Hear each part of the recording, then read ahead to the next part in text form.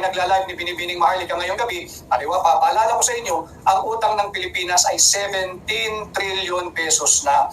And this year, 2025, the government will have to resort to another round of borrowing o utang na naman, whether foreign or domestic source. Mangungutang ho ang gobyerno ng higit kumulang 2 bilyong piso. Bakit? Deficit po kasi lagi ang national government.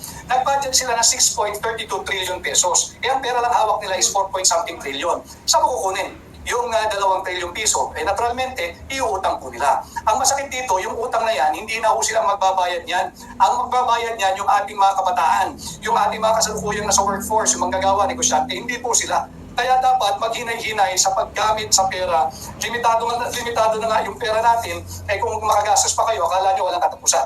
So, may nakarating sa akin information na i-share ko na rin sa ating mga viewers, na ang ninanakaw nilang pera galing sa kaban ng bayan ay tinatransfer nila through cryptocurrency. So, anong masasabi mo dyan, Attorney Vic? Yan ba ay based sa iyong mga naulinigan o kalaman? Doable ba yan? Doable yan kung ilalabas mo yung pera at hindi rin naman malayo yan dahil nagiging very widely accepted na itong cryptocurrency, yung non-fiat currency. So, maaari siguro. At yun nga, ating pinagpapaliwanag sila, saan ba dinadala yung pera ng Pilipino? Palaki ng utang, palubo.